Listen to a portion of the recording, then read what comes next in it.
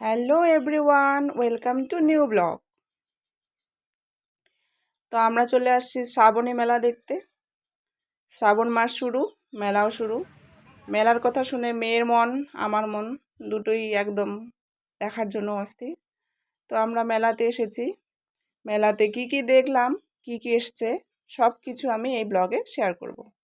তো ভিডিওটা দেখতে থাকো।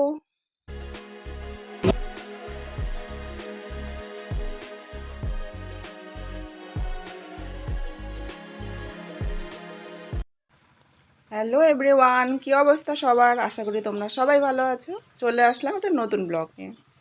তো শ্রাবণী মেলাতে আমরা যাব। সন্ধ্যার দিকে মেলাটা বসে, তাই একটু সন্ধ্যা সন্ধ্যা। তো আমরা বাইকে করেই যাচ্ছি। মেলাটা যদিও আমাদের বাড়ির কাছেই। মেলার মাঠে চলেও আসলাম। দেখুন মেলার ভিউ।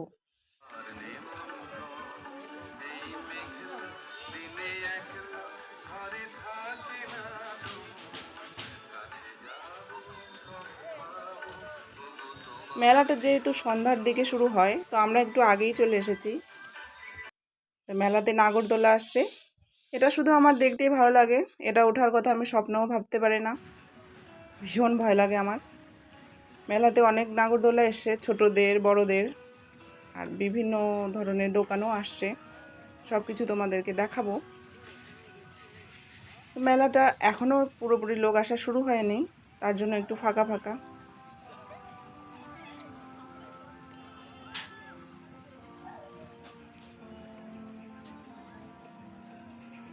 মেলাতে নাগরদোল্লার দেখার পালা শেষ। এখন চলে যাব দোকানের দিকে। এটা হচ্ছে সবচেয়ে চাহিদার জিনিস, কানের ঝুমকো বিভিন্ন ধরনের। তবে আমি এত বড় ঝুমকো পরতে পারি না। বাকি বাচ্চাদেরও অনেক ধরনের জিনিস আসছে। এত সুন্দর করে ঝুলিয়ে রাখে যে ইচ্ছে করে যেতে ইচ্ছে করে দোকানের কাছে। তো মেলাতে জিনিসের দামটা একটু অনেকটাই বেশি অন্যান্য দোকানের তুলনায়। মেলাতে দাম বেশি হয়, অনেক চুড়িও আসছে, কিন্তু এখানে একটু দামটা অনেক বেশিই চাচ্ছে।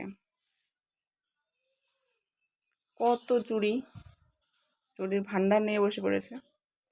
মেয়ের জন্য ক্লিপ,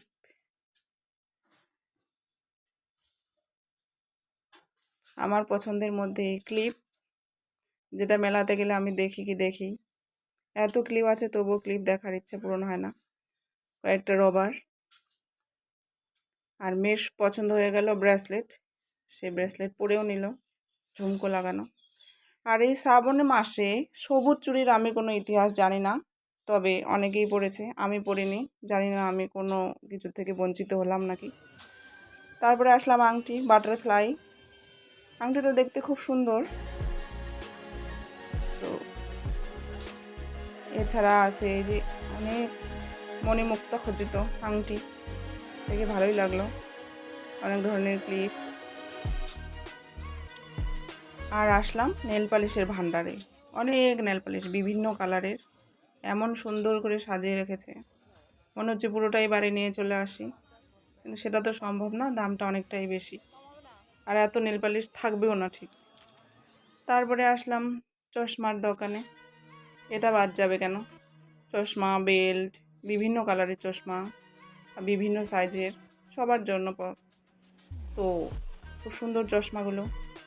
আর এই যে দোকানের মধ্যে যে পুতুলগুলো সাজিয়ে রাখে না, আমার ভীষণ ভালো লাগে। মানে দেখে এত সুন্দর করে সাজিয়ে রাখে, জিনিসগুলো খুব সুন্দর। শুধু যে এইসবই আছে তা না, রান্নাঘরের জিনিসও পেয়ে যাবেন। কিচেন রুম সাজানোর জন্য বিভিন্ন ধরনের জিনিসও এসেছে। শেষমেশ আমি একটা মালা পছন্দ করলাম, এটা শাড়ির জন্য। এবার শুধু কিছু কেনাই হবে, এবার খেতে চলে আসলাম। কত সুন্দর করে বানাচ্ছে, এটা দই ফুচকা। মেলা ঘুরতে ঘুরতে হাঁপিয়ে গেছি, তাই এখন খাওয়ার পালা।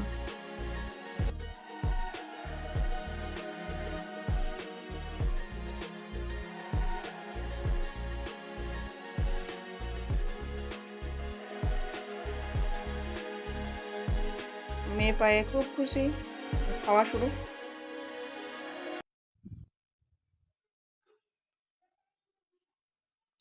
ও একটু জল ফুচকাই পছন্দ করে।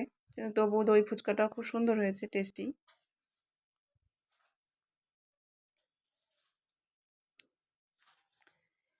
দেন চলে আসলাম আমরা কটন ক্যান্ডির দোকানে। দেখুন কত সুন্দর করে কাকুটা বানাচ্ছে, বিভিন্ন রঙের কটন ক্যান্ডি। মেয়ের পছন্দ হয়ে গেল। এবার চলে আসলাম পানের দোকান। এত সুন্দর করে সাজিয়ে রেখেছে, যে পান খাবে না তারও খেতে ইচ্ছে করবে। বিভিন্ন ধরনের জিনিস, জানি না এগুলো কি কি, তো এগুলো সম্পূর্ণ দিয়ে একটা পান বানাবে। দেন পান খাওয়া, সব খাওয়া দাওয়া জিনিসপত্র কেনা শেষ। লাস্টে বেলা নাগরদোলায় উঠতে তো পারলাম না, তাই এটাতে উঠলাম, ট্রেন গাড়িটাতে। উঠে ফাঁকা মাঠ দেখেই ব্যাস একটু ফটোশ্যুট করে নিলাম। দেন বাড়ির পথে রওনা দিলাম। তো ভিডিওটা এই পর্যন্তই। যদি ভিডিওটা ভালো লাগে তো আমার চ্যানেলটাকে সাবস্ক্রাইব করে নেবেন এবং ভিডিওটাকে শেয়ার করে দেবেন।